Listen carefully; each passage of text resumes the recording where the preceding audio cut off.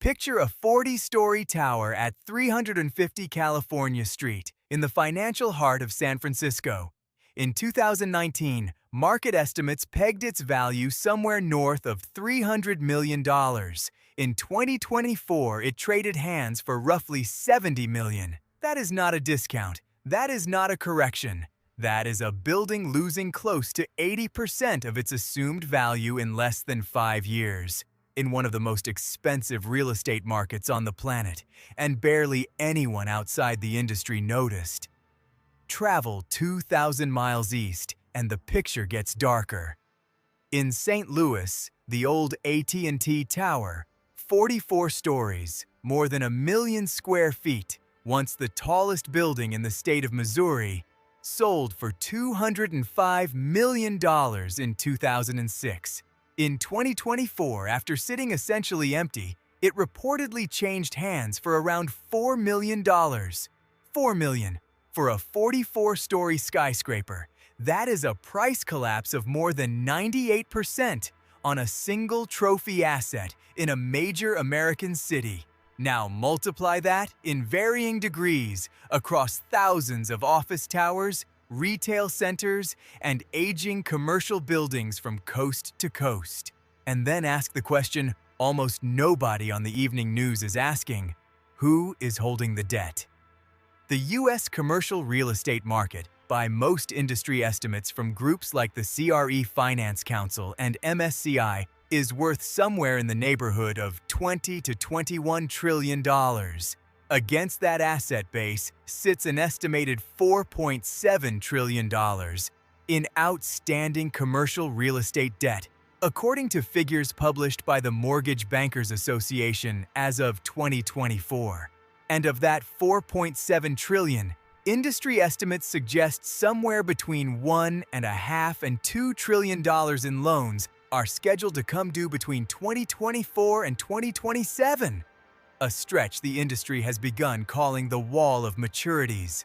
Roughly 30% of that debt, about $1.7 trillion, sits on the balance sheets of regional and community banks. Not the giants, not JP Morgan or Bank of America. The smaller institutions, the ones in the Sun Belt, in the Midwest, in second-tier cities, the ones most exposed to the office towers nobody is leasing anymore. This is the story of a slow-motion crisis, not the kind that arrives over a weekend, with a bank failure on a Friday night and an emergency press conference on a Sunday morning. The kind that unfolds loan by loan, building by building, quarter by quarter. The kind that has already been spreading through the American financial system since 2023, and the kind that, by most credible accounts from inside the industry, is nowhere near finished. To understand how we got here, you have to go back to the wreckage of 2008. After the global financial crisis, the Federal Reserve cut its benchmark interest rate to effectively zero.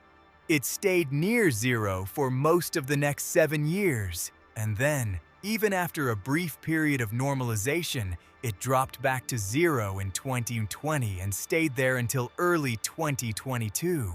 For more than a decade, money in the United States was, in real terms, almost free. Cheap money has consequences. One of them is that capital flows into anything that produces a yield, anything that pays more than the near-zero return on a treasury bill. And in that environment, commercial real estate became one of the most attractive destinations on Earth.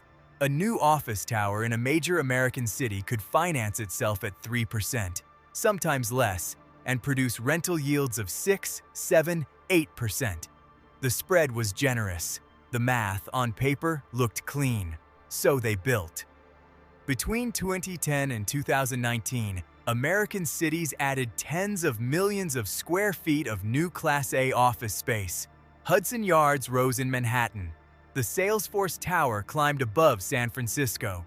Glassy new buildings filled in skylines from Austin to Nashville to Charlotte. Pension funds, insurance companies, sovereign wealth funds, private equity. They all wanted in. Commercial real estate was treated as a sober, durable, almost bond-like asset class. Buildings did not move. Leases were long. The tenants were household names. Underneath that boom, something quieter was happening in the regional banking system. The same low rates that fueled the construction wave were crushing the traditional revenue streams of smaller banks. A regional lender could no longer make a decent margin holding treasuries or extending plain vanilla mortgages. So those banks moved up the risk curve. They moved into commercial real estate lending. They financed the office tower in the suburban office park, the retail strip on the freeway exit, the medical office building 2 miles from the hospital, the mixed-use development on the edge of downtown. By the late 2010s, commercial real estate had grown into one of the single largest loan categories on regional bank balance sheets.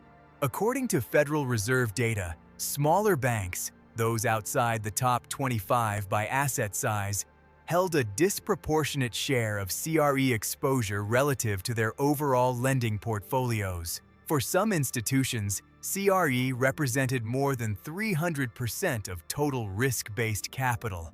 That is the kind of concentration that regulators have historically flagged as elevated. And during the long, calm bull market of the 2010s, almost nobody worried about it. The other quiet character in this story was the speculative tenant model, the WeWork era. A wave of co-working operators signed long-term leases on enormous blocks of Class A office space, then subleased them out short-term, betting on perpetual demand from startups and roaming freelancers. Landlords loved the signed leases. Banks loved the credit tenant story. Almost nobody asked what would happen if the master tenant, the one with the long lease, suddenly could not pay. And then came March of 2020. The world went home. Office buildings emptied in a matter of days. At first, the assumption, across the industry, across financial media, across the policy world, was that this was temporary. Workers would return in the summer, or in the fall, or in the new year, or once the vaccines arrived. Each of those deadlines came and went, and the buildings stayed quieter than anyone had modeled. Hybrid work arrangements hardened into corporate policy. Companies began to mark down their own real estate footprints. By 2023, the national office vacancy rate had pushed past historic norms. By 2024, according to figures from Moody's Analytics and CoStar, U.S. office vacancy had reached roughly 20%, a level not seen in the modern history of the dataset. 20% vacancy is not a soft market. 20% vacancy is the kind of structural overhang that takes a generation to absorb, if it can be absorbed at all. Picture a 40-story tower in downtown San Francisco at 6 in the evening on a Wednesday. The lobby lights are on, the elevators still run, but 7 or 8 floors sit completely dark. The cleaning staff has been cut to half. The coffee shop on the ground floor closed 18 months ago and never reopened. The owner is still paying the mortgage, still paying property taxes, still paying insurance on a building generating a fraction of the cash flow it was underwritten to produce. That was the demand side of the problem. The supply side of the problem was about to make it worse. In March of 2022, the Federal Reserve began the most aggressive rate hiking cycle in 4 decades. The federal funds rate climbed from effectively 0 to a range above 5% in less than 18 months. For consumer borrowers, that meant mortgages above 7%. For commercial borrowers, it meant something more punishing. A commercial real estate loan that had been written at 3% in 2019 with a balloon payment due in 2024 would now refinance at 7.5%, sometimes north of 8%. On a $100 million loan, that is millions of additional dollars in annual debt service on a building whose cash flow has already fallen by 20 or 30% because half the tenants are gone. The first major building sales at deep discounts began trickling out in 2023. A tower in Houston sold for less than the cost of the renovation that had been done 5 years earlier. A complex in Chicago changed hands at roughly half its previous valuation.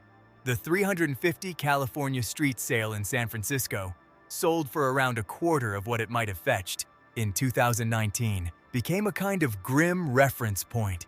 By the end of 2023, real estate analysts were no longer talking about whether the office market would correct. They were talking about how deep. And then, in late January of 2024, the story stepped briefly into the daylight. New York Community Bancorp, a regional lender that had recently grown through acquisitions, including parts of Signature Bank after its 2023 collapse, reported a surprise quarterly loss. The loss was tied substantially to commercial real estate exposure, including office and rent-stabilized multifamily loans. The bank slashed its dividend. The stock fell more than 30% in a single session. Over the following weeks, it kept falling. Credit ratings were cut. Regulators stepped in. A capital injection was arranged.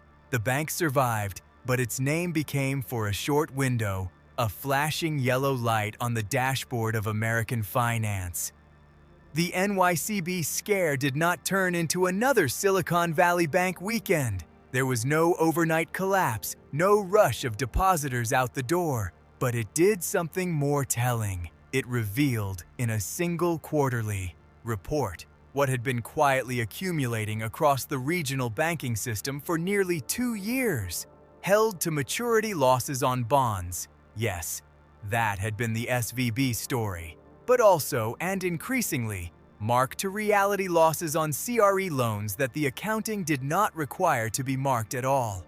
Here, we have to pause and acknowledge something. The 1990 savings and loan crisis tells us this is not the first time commercial real estate has taken a regional banking system down with it. In the late 1980s and early 1990s, after a similar wave of speculative commercial construction had been financed by smaller thrifts, the bottom fell out. By the time the dust settled, more than 1,040 thrifts had failed. The Resolution Trust Corporation was created to dispose of the assets. The total cost to American taxpayers, according to Federal Deposit Insurance Corporation retrospectives, came to roughly $124 billion. Adjusted for inflation, that figure would be substantially larger today. History does not repeat itself, but the pattern.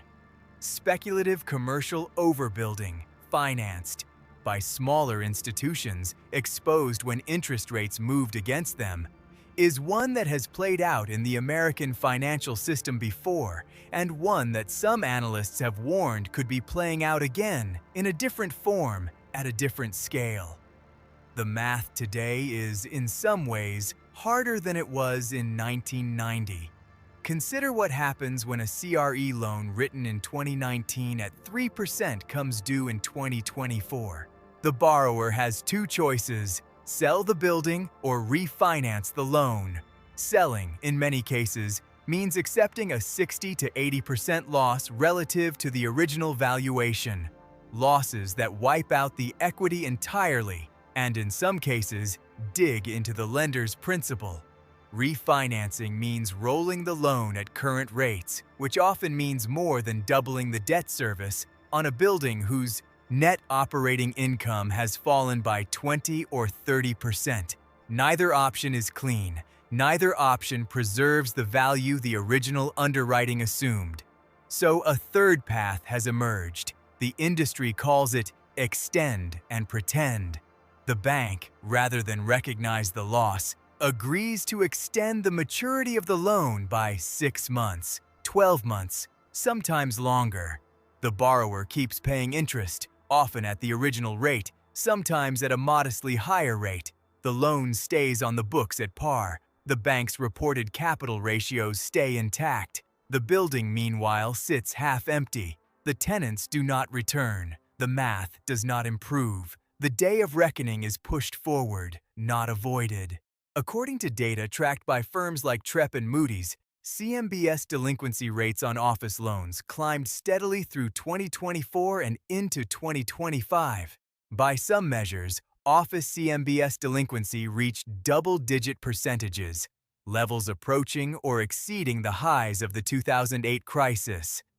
Loans modified or extended through workouts were running at multiples of historical norms. Special servicers, the firms that handle troubled CMBS loans, saw their workload swell to volumes not seen since the depths of the great financial crisis.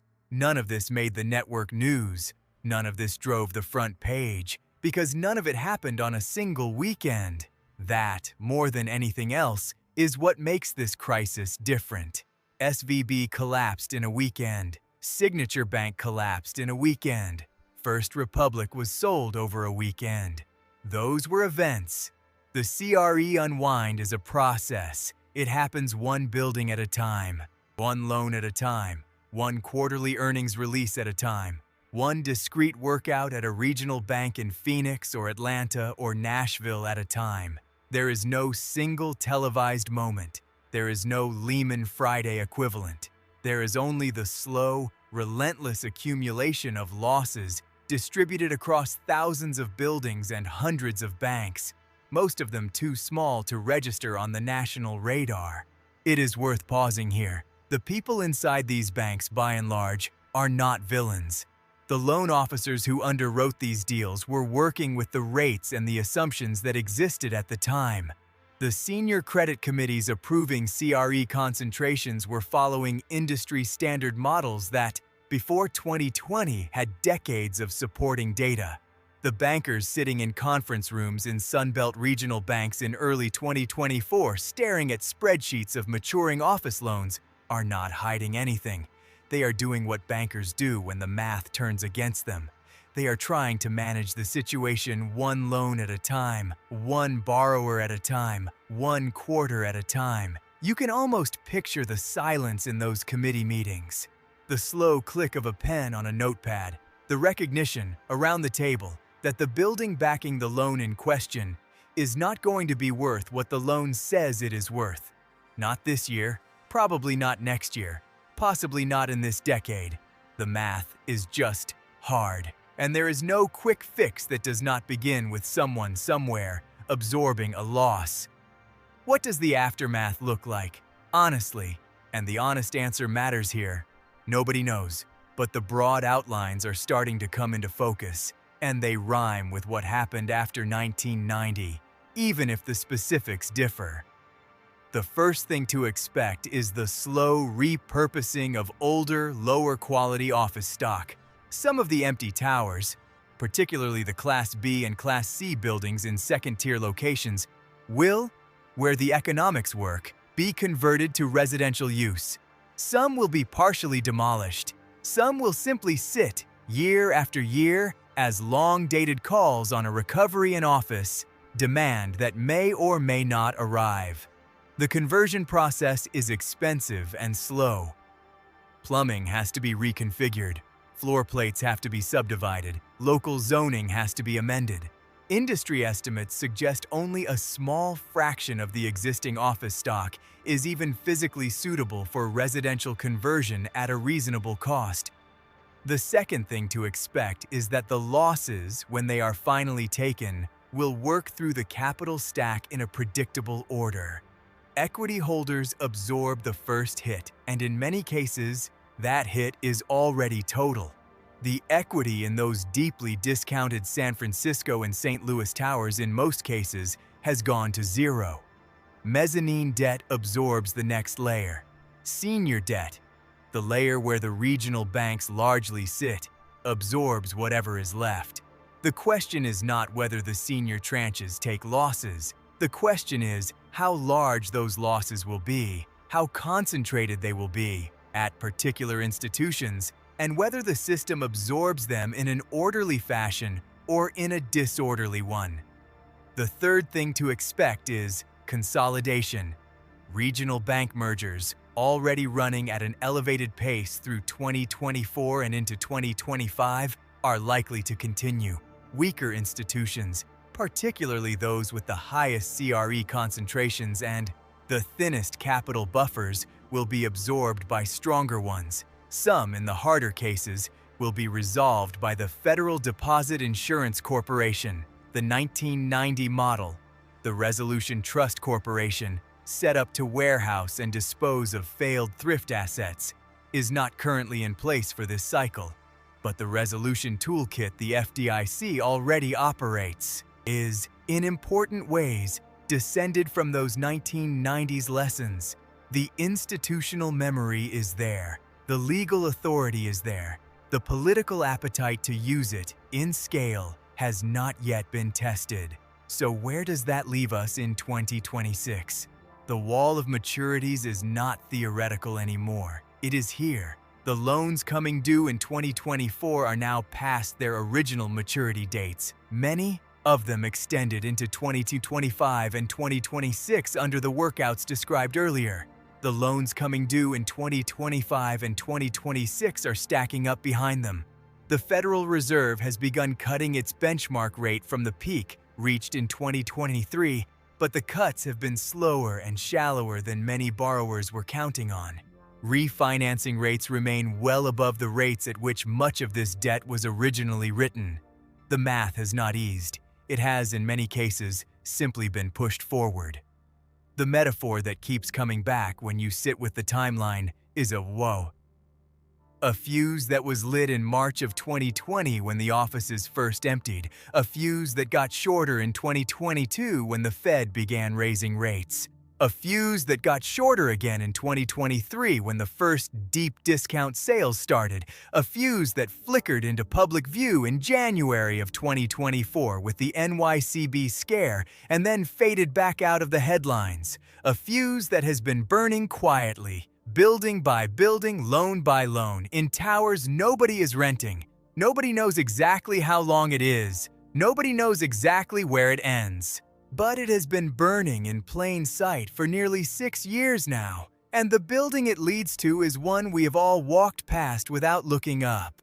Some analysts, at firms like Capital Economics, at the IMF in its 2024 Global Financial Stability Reports, at major credit rating agencies, have warned that the cumulative losses on U.S. commercial real estate could ultimately run into the hundreds of billions of dollars, with a meaningful share landing on regional bank balance sheets.